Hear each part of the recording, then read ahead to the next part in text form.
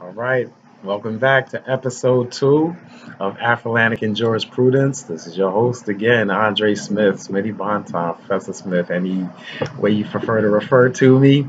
We're back. We're going to talk more about what I'm calling Afrolantican Jurisprudence.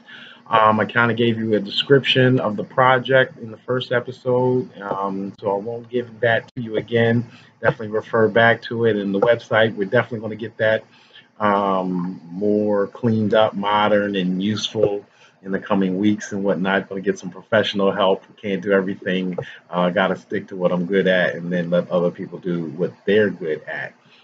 So what we're going to do is continue today. We're going to talk about economic justice. So I actually posted more or less this essay on the website, but I want to talk to you verbally about it because I know some of you just don't have time to just sit around and read 10 pages of theory all the time. And maybe you're sitting in your car or you got a half hour to listen to it rather than strain your eyes and read the details and whatnot. So we're going to talk about that more today and set up the rest of our talk because we're going to talk about the legal implications and what law in Afrolantica would be.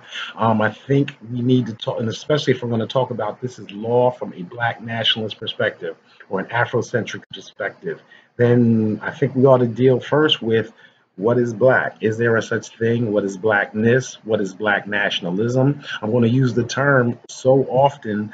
I think we ought to start with understanding what it is precisely with what I mean by it. And I mentioned in the first episode that we're going to try to make this as philosophically and theoretically coherent as possible. In other words, we want as few loose strings and incoherencies in our theory from top to bottom as possible. And that even starts with what is, in fact, or what is, at least my proposed definition of Blackness. We're going to talk about why I say proposed and all that because in maybe the next episode, we're going to even deal with this issue of truth. What does something mean to be true? What does it mean to be real or right or just or what have you? We're not going to get there yet, but we will talk about that in coming episodes. Because again, we're going to go make sure this is consistent from core to theory to praxis, right? So let me just explain where we're going to go on this particular episode. First thing we're going to do is I'm going to define Blackness, at least my perception of it, or what I mean by it when I say it in these episodes, and even more importantly, what I mean by Black nationalism. Right? These both can mean different things to different people. So I need you to understand what I mean by it. I propose that I'm offering a definition of it that I think people ought to adopt. Can't make you, can't force you. All I can do is propose it to you and hope that you find it useful. After that, I'm going to take Black nationalism and compare and contrast it. I'm calling it pragmatic Black nationalism. The reason why I'm calling it pragmatic is because its central focus is to fight white supremacy, and it's hopefully not very chauvinistic about how that's done. However, we might address it. Is probably best, especially in the long term. Now, I know there's some objection to that statement, and I can already anticipate it because, of course, oh, if it's just Black, then it's good. No, not necessarily, because we're also talking about the long run here. We're not just talking about a short-term victory. We're talking about long-run stuff.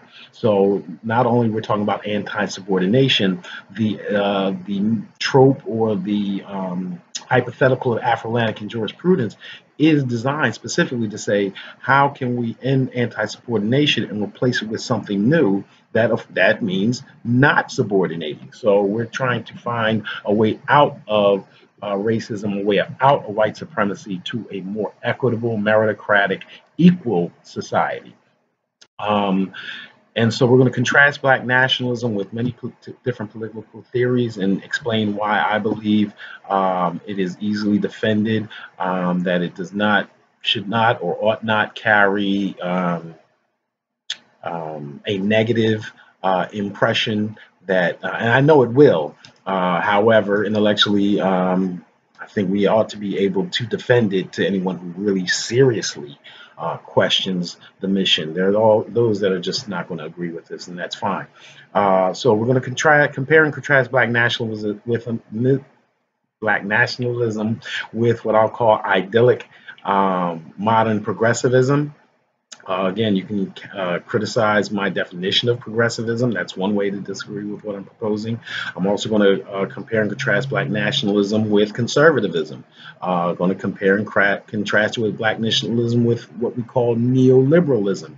That's going to be interesting because what even neoliberal is, I think, is a highly contested concept and is thrown around so often that we ought to be more precise in defining it. So once I defend black nationalism and show that it is consistent and inconsistent with all three of those theories, in other words, when those theories help fight white supremacy, all for them. I have no beef with them. And all, at the same time, to the extent they don't help fight white supremacy, then I don't have a whole lot of use for them, considering the position we're in. In the end, I think we need to talk about where does this then lead as far as black nationalism, especially if we're not talking about armed revolution or anything like that. We're talking about any subordination, at least in this epic, through black capital accumulation. And I think that's going to mean something a lot broader than what most people think it means. Capital to most people means money, means finances, and it does. But there's more to capital than that. And there's a short-term view of capital and a long-term view of capital. And I think if we discuss it in that type of detail, folks will appreciate it more. We'll probably have to even forestall some of that discussion until the next episode because defending against what others call black capitalism is important.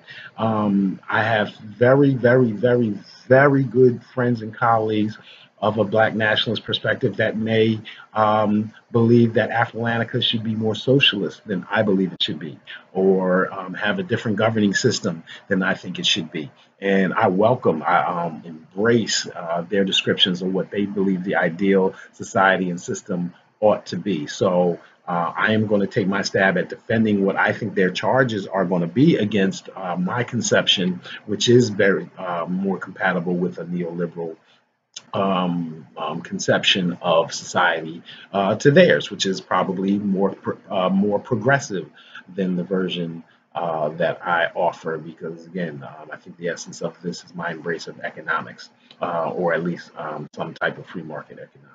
We're also going to talk about then going forward from defending it to talking about the implications of it. All right. So if blackness is a thing, if black nationalism is a thing, and if Afro-Atlantica is something to aspire to, if it is a useful trope at all, then the question becomes then what? All right. How would we then address anti-subordination in our own institutions, organizations, or even nation, so that we don't have number one, the charge of being inconsistent with our principles. And then, even more, I don't know, just as important, to be effective. We know that throughout history, our civilizations, our institutions, our organizations have performed at their best when they are meritocratic. So this is not just about abstract justice. This is also strategic when we're talking about justice and fairness, right? So here we go. So let's start from the beginning and talk about defending blackness, right? First of all, let me say that, yeah, race is not real. And I'm sorry, before we get started, forgive me if I'm going to read some of the prepared remarks that I have about this. Again, we're going to talk about a lot of these subjects, and I don't want to get too sidetracked. Those that know me can know I can go off on tangents. So this is going to be long as enough. Without me being able to stay on track. So forgive me when my eyes divert down to the paper. One day we'll get a teleprompter and I'll try to be as smooth as they are on TV. But for right now, bear with me. All right, so defending blackness, right? We're going to talk about racial realism, similar to what Derek Bell described. Since race is not real, it should be disavowed entirely, say the post-racialists. My race is, and this is true, my race is not determined by my skin tone, right? I'm not, the blacker I am or the darker I am does not determine my blackness. Light skinned folks are not less black, right? Race is not determined by my place of origin.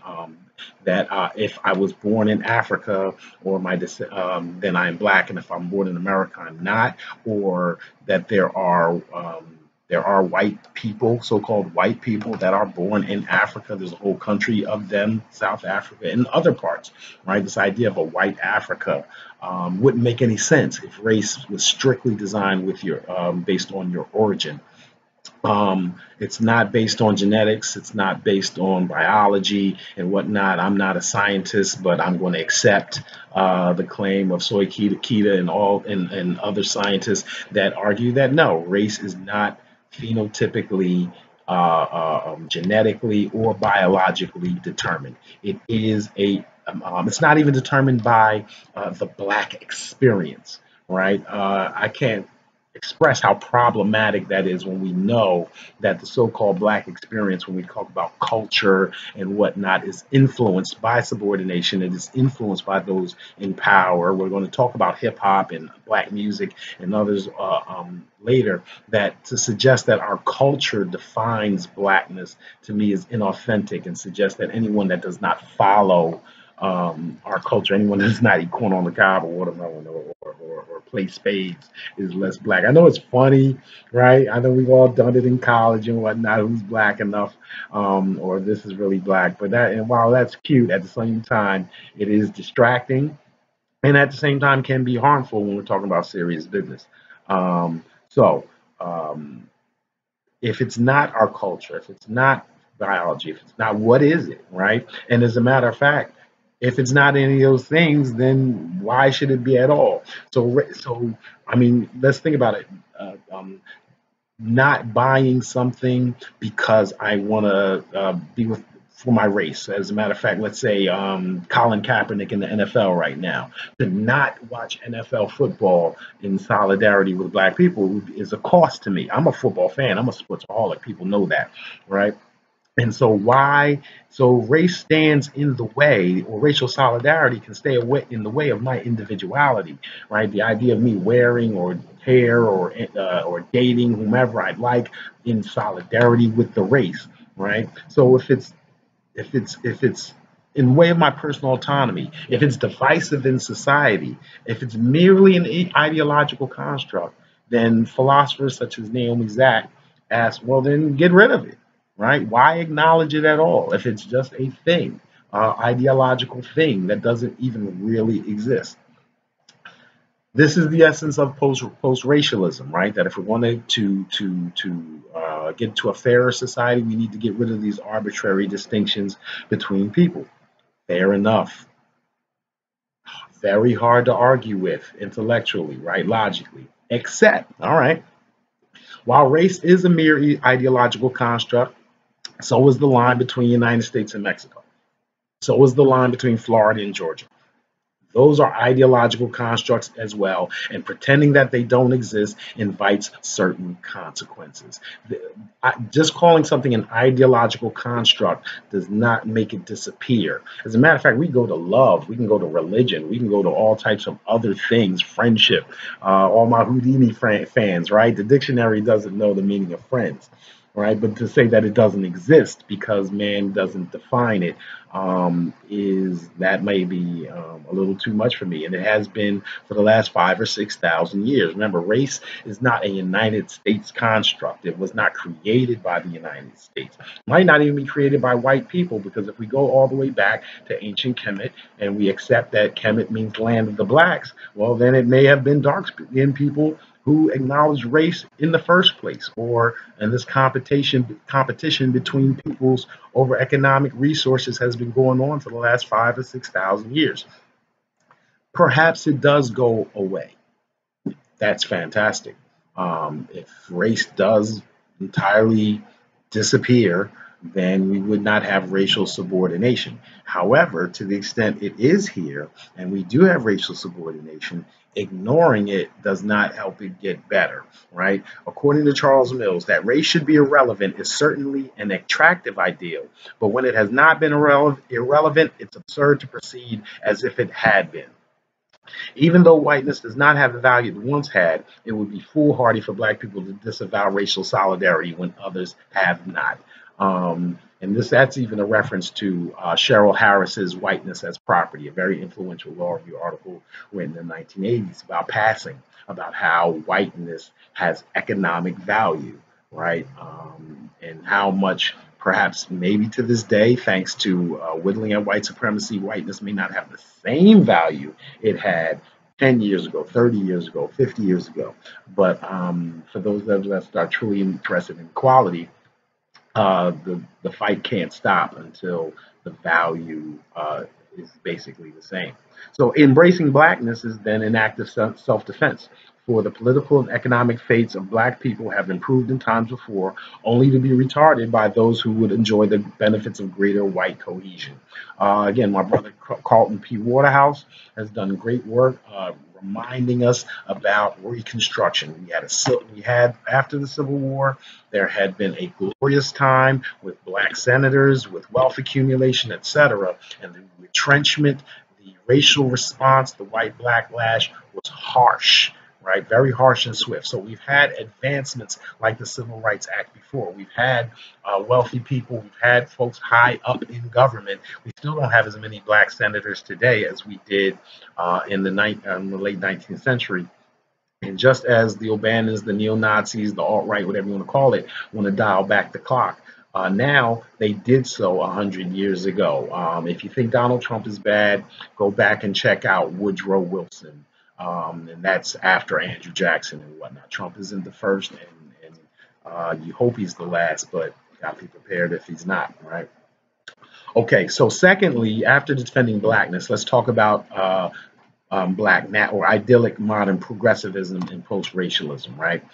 Because on the one hand, I embrace progressivism in the idea that ought not have arbitrary distinctions between people, that they ought not be determinative of outcomes, right? That the markets and love for anything, whether it be the markets for goods and services, whether it be friendship, love, or whatever, ought not depend on race.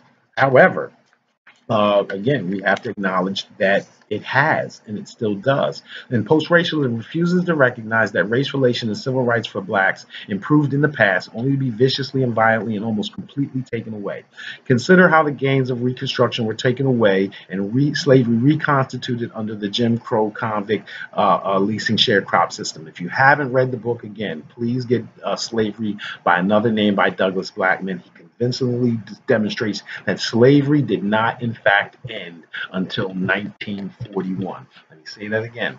Slavery did not end until the 1940s. So when we're talking about the progress we've made, we're basically talking about in less than 100 years. Post-racialism refuses to recognize the absence of black solidarity contributed to the African slave trade in the first place, right? When Europeans came to the coast of Africa, we did not see each other as black because we didn't need to at that time. We saw each other as different nations, and as the threat, as guns and dissension was so between nations, seeing each other as black could have led to some solidarity against European enslavers. Instead, because of that lack of solidarity, because we saw each other as different people, there was no problem in selling each other to the Europeans under the pressure and threat of guns and what have you. Right? Post-racialism at its worst is designed to ignore imperfections in the market relating to race, including especially those least susceptible to public legal interference. For these reasons, pretending not to see race maintains rather than eliminates a racial, socio-political, economic caste system in the United States. Again, more precise on that particular issue, please get Eduardo Bonilla Silva's Racism Without Racism. I'm going to try to refer you to as many books and sources as possible, right? It's not just about me talking. I got the information from somewhere, and so I want to share it with you. You can interpret it maybe as I see it, or you can interpret it differently. One of the principal techniques of the post-racialist is to reduce the concept of racism to mere discrimination, right? That if it's not discrimination, then it's not racism at all. That way, any attempts to address the material subordination of black people somehow becomes racist itself. Under this perverse conception, post-racialism makes racists out of those who seek justice for black people and celebrities of those who encourage society to ignore it, right? The Jason Whitlocks and what have you. In the rules of racial standing, there are predicted that the Black people who publicly assist the post-racial movement would be given superior racial standing. That's in the rules of racial standing. You can find them online. They're fascinating. Derek Bell was so way ahead of his time. It's crazy. All right. Obviously, racism is more than just overt racial discrimination. Discrimination, like slavery, is a tactic to support racism. It does not define it. Racism defined is white supremacy in education, economics, entertainment, politics, sex, religion, and war. In all those areas of human activities, whiteness, however conceived, occupies supreme positions, not just superior positions, but supreme positions, right? So that's why we have the whole world engaged in colorism, right? Where and it would be distinct from race if it were colorism and black was on top in certain places and white were on top in certain places. But no, because it's global and all colorism basically leads up from dark up to light, we know that it is part and premise of white supremacy. So that's why I use a mathematical or ordinal aesthetic to help better describe racism. Right? I don't use the term discrimination or whatnot very often unless I'm precisely talking about distinctions being made. Instead, I try to talk about racism as far as number one, a racial order, right? Again, a mathematical or ordinal aesthetic, racial order, right? Which leads to description of white supremacy being racism, right? Their position, right? And that's from that stems not just a black-white dynamic, although it could, but it extends its social caste, right? So that blacks, and you could even split African Americans and niggas or whatever into different social castes, so long as you're placing them beneath the top caste, right? Hispanic, Latino, etc., etc. Right? These castes are very loose. In the United States, they're not as rigid as we might see in India. They may be looser, like we see in Brazil, but we still are operating within the social caste system, and that's why most times I don't speak of discrimination. I speak in terms of subordination, right? Putting one group above or below another, subordination, right? So this mathematical aesthetic to me makes our discussions of racism very consistent. And how consistent? Well, now if we look at racism in that way, it makes it very clear and consistent what the police are doing, right? That they are enforcers of law and order. Right. So that way, when we look at their job as protecting law and order, and we see that we have a racial order established, and that racial order necessitated slave patrols and whatnot, it may be just as distasteful as it always has been, or even more distasteful now. But we ought not be surprised because the origins of it has always been to protect order, right, and the order that we have. Well, if I am correct that blackness is is a thing, right? That it is something to be black. There is a even if it is hard to define that race exists. Well, then more and defining racism also defines blackness. For what other useful purpose does blackness serve oneself, one's ancestors, and future legacy, or humanity at large, unless it is defined by one's active opposition to white supremacy. So here we're using a functional definition of blackness, right? Instead of a formalistic definition of blackness where there is some set standard, there is some set quality or premise that everyone has to fit into. I think we ought to look at race more consequentially, right? The idea that the consequence of race or the consequence of blackness has to be towards the ending of white supremacy. If not, then what is the purpose at all? If it serves no useful purpose, then I'm with Naomi Zach. Get rid of it. Why deal with it at all if we're going to use blackness to further subordinate ourselves? If we're going to attach blackness to a black culture that is wasteful and prurient, right? That has no discount rate. If that's the idea of blackness, then no, we ought not want to be a part of it because we ought not want to be a part of our own oppression. And for those who see black culture presented as such, it's almost kind of no wonder why some people will then reject being black purposely, right? I don't want to defend the Stacey Dashes or whatever if they feel like they even need to be defended. But if you label blackness, if you define blackness based on culture, and then that culture becomes inundated with prurient and distasteful messages, etc., then it ought not be surprised that folks reject it entirely. Instead, to the extent we restrict the definition of blackness to fighting white supremacy, well, it doesn't make it perfectly clear. Doesn't make it perfectly clear. But the distinctions and the discussion about what it is to fight white supremacy are absolutely much more productive and useful than determining what level of skin tone, DNA, or drops of blood make you black, or what music you listen to, or how you speak, and what part of the country or world you live in, and whether that makes you black. Determining whether actions tend to support or dismantle white supremacy is as productive as determining how dark one needs to be black is destructive, right? All right. So now that we've talked about what blackness is, to me, blackness is to be against white supremacy, right? And as a matter of fact, if you're dark skinned and you support white supremacy, then maybe no, maybe you can't claim blackness, all right? So if there is such a thing as blackness, then there is a subset of the black population called black people, and black nationalism simply recognizes that these people must engage in some sort of solidarity if their subordination is ever to end. In We Who Are Dark, Harvard philosopher Tommy Shelby defends the concept of a pragmatic and largely progressive black nationalism. At its essence, black nationalism simply recognizes that so-called black people have more responsibility than anyone else to create and implement strategies towards equality in all respects, including but not limited to both liberty and property.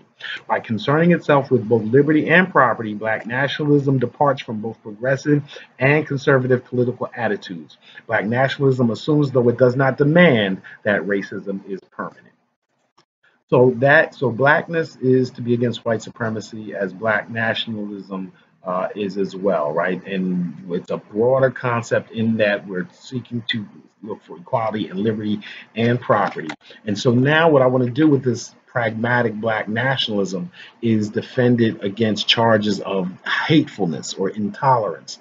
Um, a black pragmatic a pragmatic black nationalism is actually quite progressive, and to the extent it is philosophically so, it is more tolerant than modern progressivism, which seems to require the absolute obliteration of race in order to fulfill its ideal, and therefore labels as racist anyone who acknowledges race, in word but not in deed, it also seems, including those of us attempting to dismantle racial subordination. It is in this way modern progressivism can be intolerant and perpetuate white supremacy as the status quo. For example, the Southern Poverty Law Center, wonderful, fantastic organization that does great work, but it lists black nationalist organizations as hate groups on par with white supremacist organizations like the Ku Klux Klan and neo-Nazis. Despite the fact that black nationalists are trying to reduce oppression while white supremacist groups are trying to maintain it, the Southern Poverty Law Center sees them no differently, because true modern progressive must pretend to disavow race entirely, even while they act in recognition of it, right? There's a little dissonance going on. Whereas truly pragmatic black nationalism is intolerant solely towards white supremacy and white supremacists, regardless of their ancestry, place of birth, or even their skin tone. This follows from restricting the definition of blackness to being against white supremacy. There is nothing anti-gender, anti-religious, anti-sexual, anti-anything about truly pragmatic black nationalism except people and things and systems that maintain or perpetuate white supremacy in education, entertainment, economics, labor, law, politics, sex, religion, and war. There is nothing even anti-white in truly pragmatic black nationalism, because contrary to the progressive ideal, black nationalism recognizes that race has existed for thousands of years in many different forms and will probably exist for thousands more, and that therefore white people have a right to recognize themselves as such and compete fairly for whatever their share of the world's resources. In this sense, white people I'm sorry, in this sense, black nationalism is more tolerant than modern progressivism because it does not or ought not accuse white people of being racist just for acknowledging whiteness. Because here again, its focus should solely be on institutions that skew the marketplace for goods, services, information, laws and regulation, love and affection in favor of white people. This important distinction between being anti-white and anti-white supremacy is probably best illustrated by people being called hoteps and being that are more upset with hip hop and rappers that they believe demean blackness, or even feminist scholars that believe in toxic black masculinity. Right, they're more upset at those people or internal to the group than they are outside of the group. Dealing with music and culture further illustrates another aspect of where pragmatic black nationalism is more tolerant than modern progressivism. Not only is truly black pragmatic black nationalism more tolerant toward whiteness than ideal modern progressivism, it is, as both politics and its philosophically pragmatic nature demands, also more tolerant of ideal conservatism. So where progressivism and conservatism see themselves as basically polar opposites, black nationalism and can be very intolerant towards the two, right? To the conservative mindset, the progressive ideal is religious, it's heresy, right? Or I'm sorry, it's heretical. It proposes moral rules and regulations and mores and norms that are then applied across the entire spectrum of people, and then consequences are delivered. Right, and so to someone who is religious, Christian or conservative, the progressive ideal, to the extent it carries such consequences, is not tolerant at all. Where black nationalism is more tolerant of conservatism because we don't know where the answer is going to come from. Now let's back up for a minute. Let's first acknowledge that old money behind the modern conservative movement, which I will refer to as the neoconservative movement or neocons, wish to conserve national and global white supremacy. So do not mistake me for someone who believes conservatives, or at least political conservatives, are just about fiscal frugality. That when it comes to politics in the United States, it is mostly about race. And we need look no further than the burgeoning coalition between them and their foremost enemy, Russia, to see them making one last stand to preserve a global white supremacy that has been slowly, almost imperceptibly at times, on the decline since 1900. The Cold War being between the two included as one of the big reasons for its decay. I digress. Neither black nationalism nor modern progressivism has any tolerance for conservatism as white supremacy. So that's where our interests converge. Black nationalists and progressives, we can march hand in hand against conservatism as white supremacy. However, black nationalism stops there, while modern progressivism condemns just as harshly true conservatism in the form of modesty, morality, and religion. Pragmatic black nationalism supports modesty and morality if it increases black capital or moves us towards equality, but not if it is towards assimilation or garnering the respect of white people, for example. Black nationalism needn't be religious, neither does it reject religion as a solution, be it Christian, Islamic, Nubian Islamic Hebrew, or Saracet, or anything else. Going back to art and culture, pragmatic black nationalism must tolerate Rastafarianism, so long as it is a lifestyle freely chosen, whereas ideal modern progressivism must condemn it for its views on race, gender, and sexuality. Same goes with the black church, right? This may be even more unpleasant for some reading this who are already taken aback by my criticism of progressivism, but a truly pragmatic black nationalist cannot, or at least ought not, condemn political black conservatives who believe that black people cannot get out of the ghetto by relying on the hand that put them in. That government assistance is ineffective, it reinforces the myth of black inferiority, and perhaps even purposefully debilitating. Even in vehement disagreement, the pragmatic black nationalist must tolerate this view, for none of us truly know what the solution is. The pragmatic black nationalist coalitions with progressives and conservatives for the same reason, to dismantle white supremacy. That's always the focus, or it always ought to be the focus if we're going to do this in a more efficient manner, which our times require. So I want to talk about I kind of diss modern progressivism a little bit. Now that doesn't mean that I have some affection, more affection for conservatism. I just really want to put them on the same plane.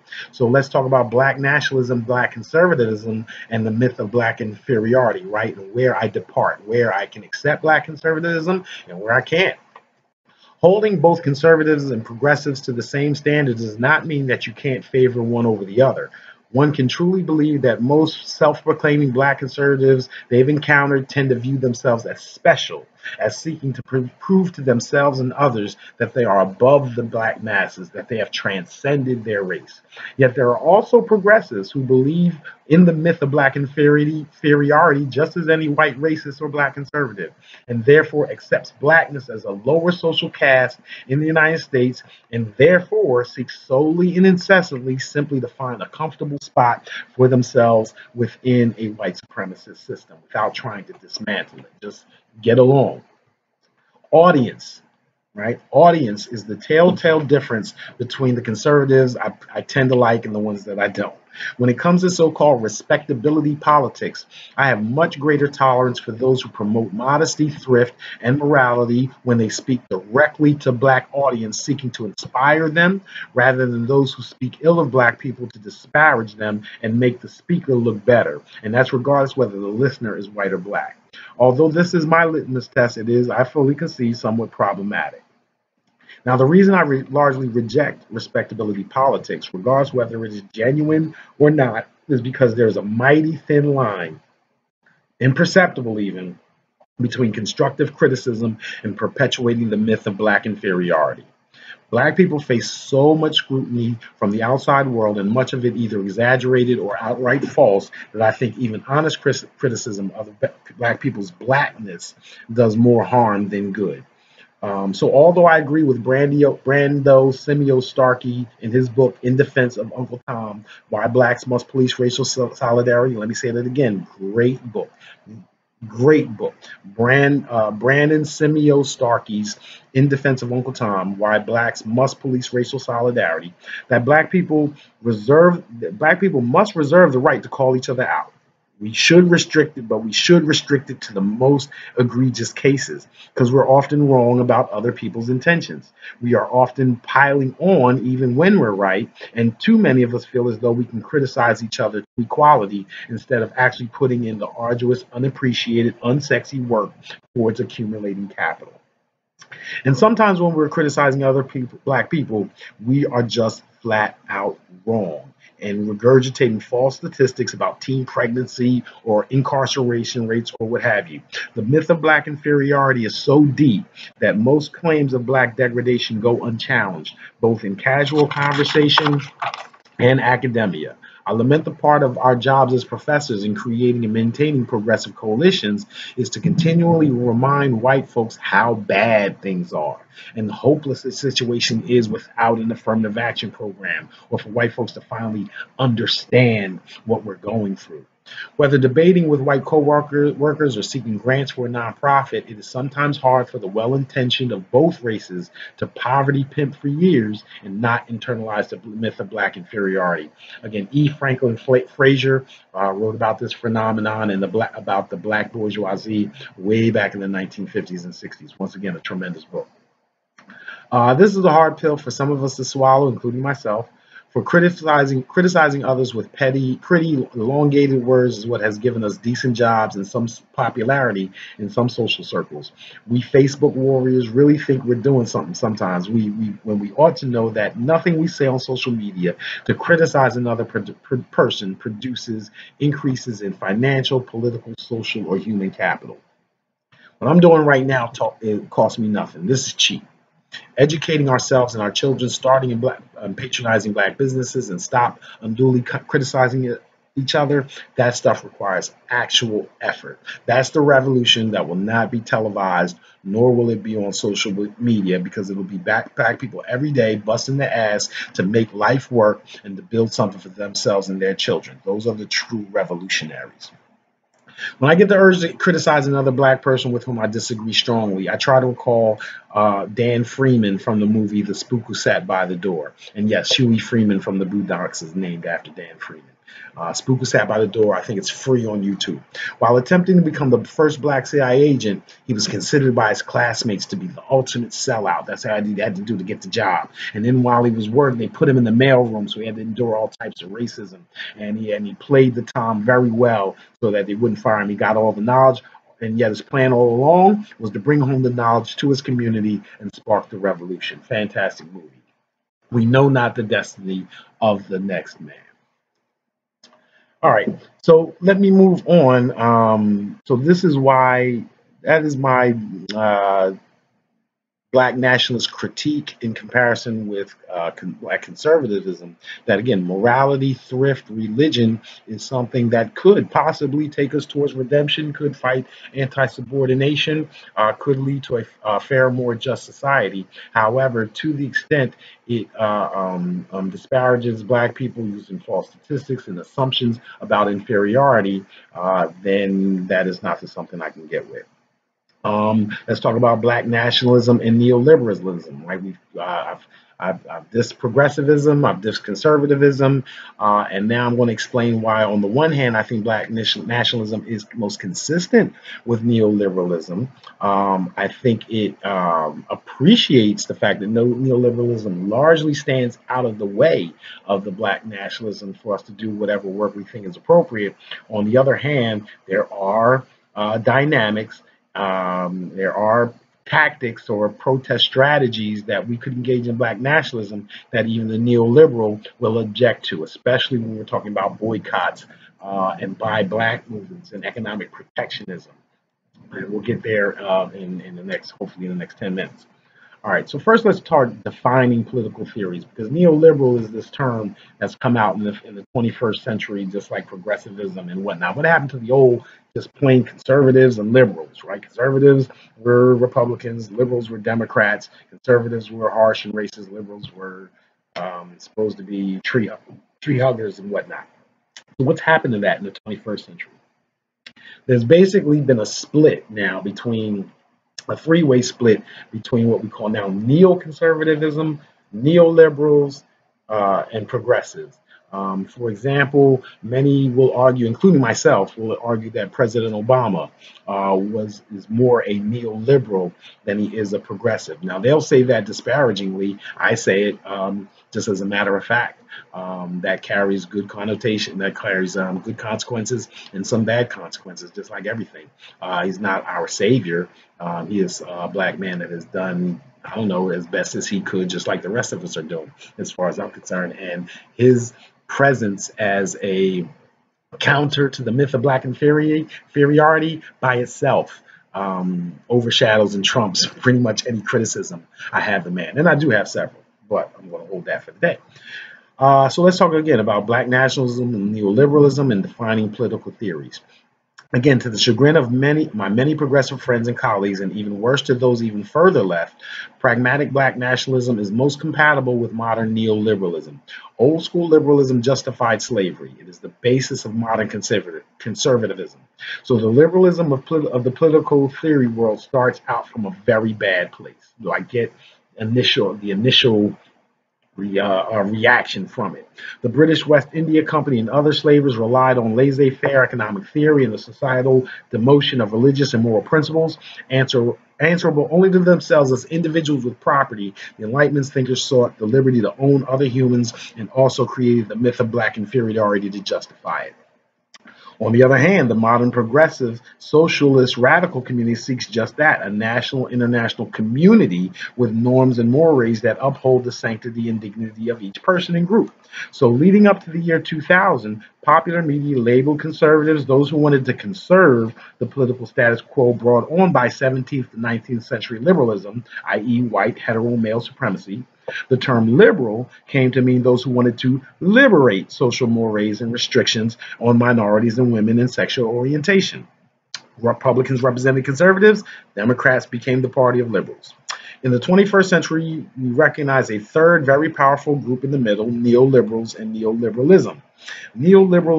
Neoliberals tend to reject the white supremacy patent and latent within conservatism, while they also reject the totalitarianism and intolerance that also distinguishes pragmatic black nationalism from modern progressivism. Neoliberalism seeks to combine the best of both worlds in the sense that they want the liberty to use one's property as one sees fit, regardless of race, gender, sexual orientation.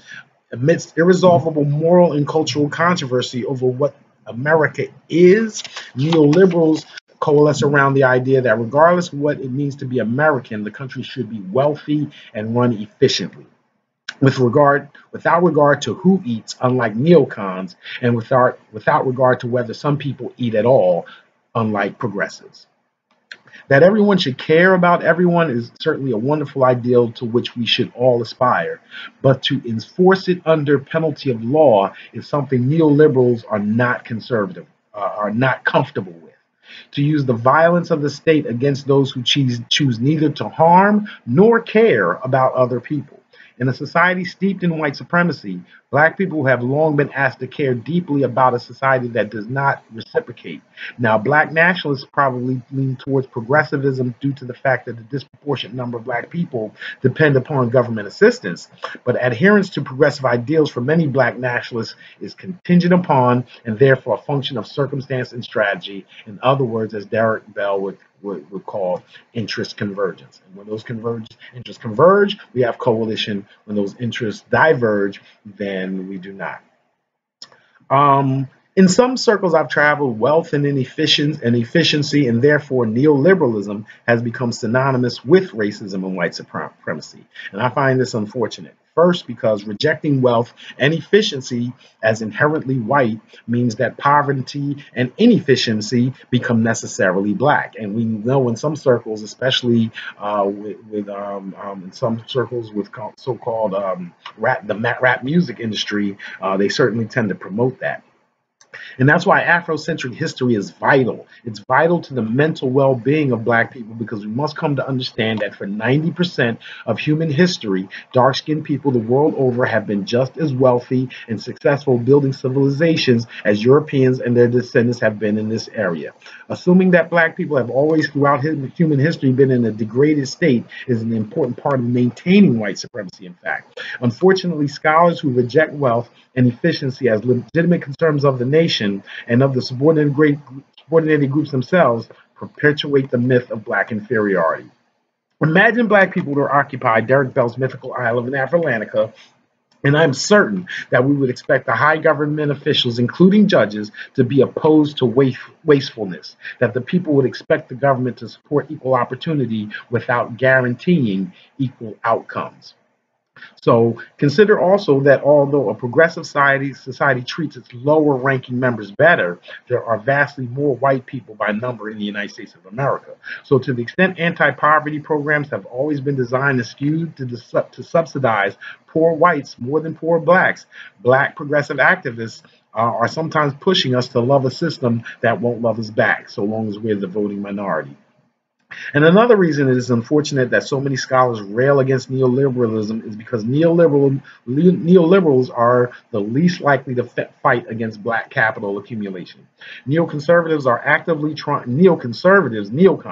are actively trying to starve the beast and come up with other mechanisms to tax the hell out of black and brown people. Meanwhile, modern progressives penalize black people from associating outside of public coalitions. To even think much an employment program they can support. A buy black movement, the truly modern progressive labels as racist. Let's think about hip hop in black neoliberalism and nationalism. It's another nation to which I belong, hip hop. We can debate what it means to be at its core, not to mention what it means to be hip hop. But suffice it to say that the reason the progressive portion of hip hop focused so intently on player hating is because there are so many players. The artists are clearly not neoconservatives, although one might assume that the A&Rs and the radio program directors are by the way they choose the most ignorant stuff to play publicly.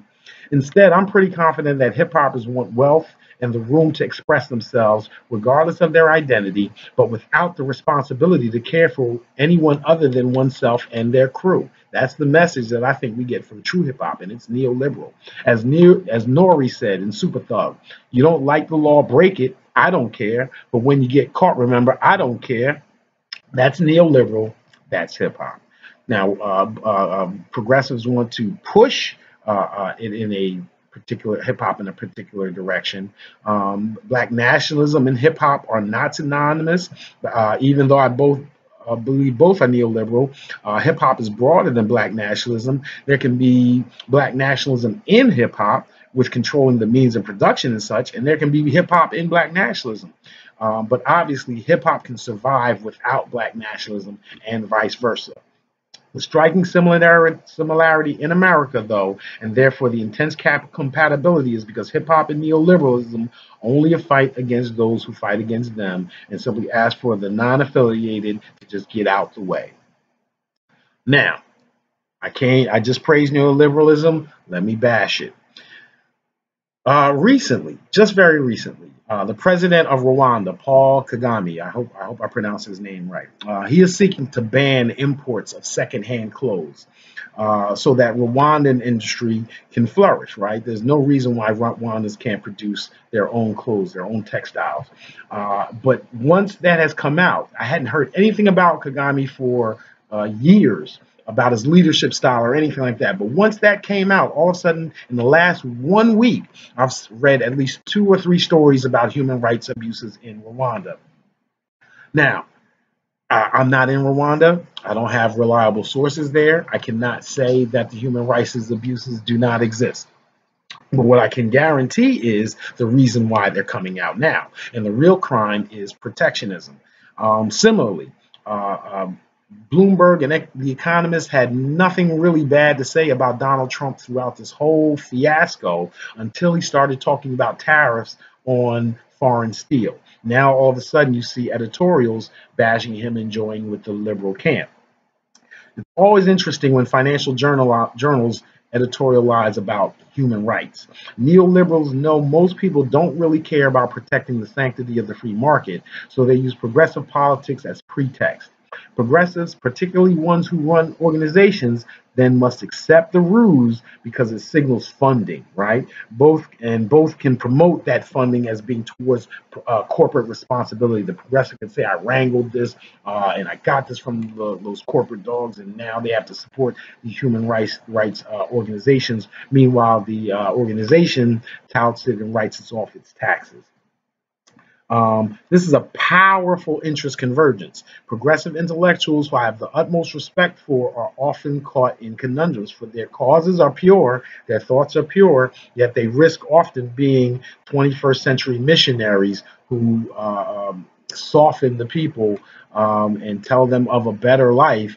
And then that's forged, then given over to neoliberal governance that places them on the bottom rung of the market, or accepts their place in the bottom of the line market. Those who promote buy black movements or economic boycotts must be cognizant of these interests and tactics and prepare to withstand the scrutiny. Nobel laureate economist Gary Becker lays out their case against black separatism in his seminal work, The Economics of Discrimination. Again, a wonderful book. It's highly technical. In the book, he talks about the case for discrimination. He also talks about black separation being bad for black workers. The interesting thing is he says nothing about separation and its effect on black capital. So he says nothing about its effect on black capital suggests it's positive. And he also doesn't compare the harm dealt by black separation on black workers with the cost of racism, subordination, and violence. So while even if we accept that his numbers are correct about the harm that it causes, he doesn't discuss whether the harm is relatively more harmful due to separation, immigration, or whatnot. And he also, again, ignores the positive effect that it might have on black capital. All right. But anyway, so now that we've talked about black nationalism, its compatibility and incompatibility with conservatism, progressivism, and neoliberalism, what does that mean? Right? Okay, so we have these Democratic Party, Republican Party, moderates, and whatnot. If black nationalism disagrees with all of them, then what is the strategy to behold? Now, I also, again, remind you that there is compatibility. I am not against public coalitions. And so, to the extent the black church, we coalition with the black church, fantastic. To the extent we coalition with the progressive movement, for more equal civil rights laws, fantastic. As long as it's setting the stage for black people to then take the responsibility to accumulate capital ourselves, and then to make liberty and property and self-determination something real. So now that we've defended blackness and black nationalists, then compared and contrasted with other popular political attitudes, let's go back to what I think the black nationalist project requires. While pragmatic black nationalism tolerates quite a lot, it must be strategic at its essence, and strategic requires assessment and judgment, all which run afoul of tolerance. In other words, what does the pragmatic black nationalist require of black people other than just stay black and die? Well, the answer is not much, actually, just more of what black people have been doing, slowly willing at global white supremacy, as we and the rest of the world have been doing since 1901. No black person need pick up arms in armed revolution, defend oneself and one's family, most assuredly, and of course. And we recognize that even Dr. Martin Luther King owned weapons. Yes, he did. But the real revolution will be black capital accumulation, or it simply will not be at all. Better educate ourselves and our children, start and patronize black businesses, and stop unduly criticizing each other. That is how we're going to produce financial, human, political, and social capital. The old targets of the civil rights movement were more obviously confrontable, avowed racists who promoted naked American apartheid. Of course, there was a massive silent contingent behind them, but there were so many bull connors, one only needed to see a whites only sign to know where the battlefield lay.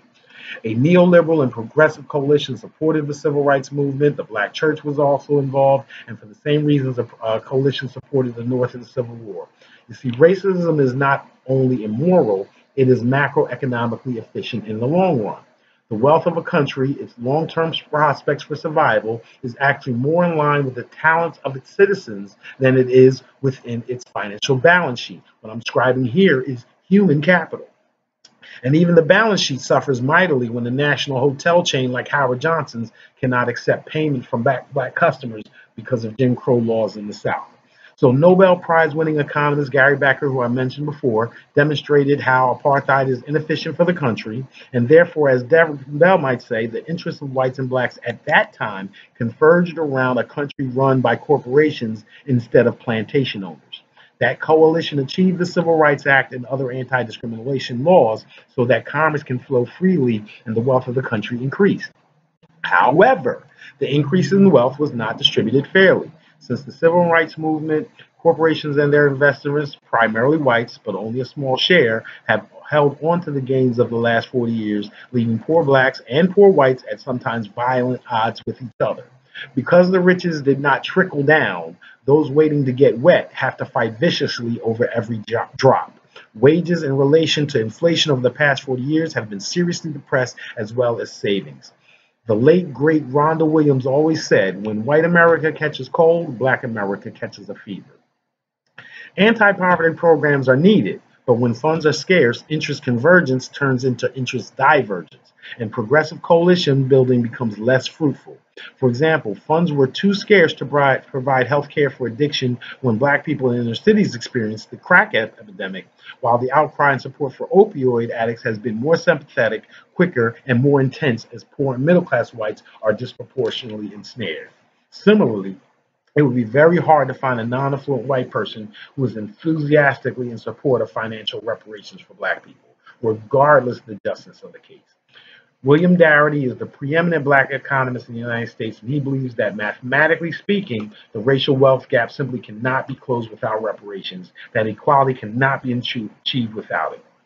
Essentially, black people have been in the game of Monopoly where everyone else got to roll the dice and navigate the board except us until being let in the game under the same rules, but after all the best property had been bought and wealth accumulated. And now we're trying to make a comeback with Baltic and Mediterranean avenues, a $200 salary that doesn't increase with inflation. Thomas Piketty's Capital in the 21st Century makes pretty much the same case, but of course his focus and those who made the book a phenomenon were concerned with poor white people instead. Basic income, which is literally free money, becomes a possibility because white people need it in order to compete in the global marketplace, while reparations for racism and apartheid, which is compensation for injustice, is something only black racists advocate for. The reason John Rawls became the preeminent American philosopher over all the other brilliant writers and scholars is because his justice as fairness defends a progressive system while it rejects reparations, setting up what is now referred to by some as white socialism. Therefore, if wealth accumulation for blacks represents a case of interest divergence, then according to Derek Bell, there is no logical reason to expect assistance in that regard. Yes, we must maintain public coalitions to maintain de jure equality. Neutral laws are necessary to structure a playing field that is even. But though a necessary condition, neutral rules and laws, as the monopoly example demonstrates, are not by themselves sufficient. Which means the responsibility falls squarely on us and nobody but us. As Stephen Biko says, you are on your own. The interesting and conflicting thing about white people and their attitudes towards black nationalism is that many have been trained to call black nationalists racist and disparage us as dividers of the country, except it is in the interest of white people to support black nationalism because we ask much less of white people than black progressivism. Black progressives insist on new laws and programs and understandings. And I'm willing to bet that a survey would find that self-identified white progressives would more strongly support historically black colleges and universities than they do affirmative action programs at predominantly white schools. And at these HBCUs, we have incubators for all types of capital black people in the United States need to accumulate in order to be players in a global game. We're talking financial capital, political capital, social capital, human capital. Black colleges are all about fully developing black individuals, largely removing the immediate effect of racism and its low and myopic expectation for our kids. It's okay to be a brilliant but broke college kids because we recognize human capital when we say that guy or gal is going places. Going places usually means making a lot of money and becoming financially comfortable, but towards the accumulation of financial capital, HBCUs also provide opportunities to increase micro and macro social capital to establish lifelong connections with good people. That's the essence of fraternity and sorority life, the lifetime brotherhood of sisterhood of black frats and sororities. Social capital, that which joins human capital towards financial capital. And with that financial capital, black people can increase our political capital. Remember, black cops don't unjustly shoot unarmed white suspects, not because they are better cops or better trained, but because they know what will happen to them and us and the whole black community if they did. It's a question of power. We will either acquire it or not. Educate ourselves and our children. That obviously advances the sum total of our human capital, both individually and as a group. Start and patronize black businesses. We must increase our social capital, our relationships with each other, so that we can join forces in commerce to increase financial capital. Stop unduly criticizing each other. It perpetuates the myth of black inferiority. There is nothing more destructive to one's personal psyche, to social relationships, and to the drive to succeed than just wanton, naked criticism. In fact, refraining from undue criticism costs the least, but impacts all of us the greatest. For the myth of black inferiority is the single greatest impediment to black empowerment, and it is perpetuated by blacks and whites alike. It is more effective in maintaining white supremacy when it is deployed by blacks, in fact. Therefore, black folks should take special pains to make sure that when we criticize others, we are being honest, informed, specific, and constructive. Otherwise, if we don't have something good to say, we probably shouldn't say it at all. So actually, every one of us should be so dedicated to the education of ourselves and our children, and so dedicated to increasing our social and financial wealth that we don't have time to pick at what we believe are the deficiencies of others. Knowledge of self is fairly useless unless one then commits to their own self-improvement. So that is today's discussion about Black capital accumulation, Blackness, Black nationalism. We're going to actually continue with the next episode. We're going to take even a further attempt at defending Black capitalism, right? Not Black nationalism, but Black capitalism. Again, the Black nation still doesn't determine whether its economic system is communist, socialist, feudal, capitalistic, plutocratic, whatever. So within Black nationalism, why do I defend Black capital accumulation?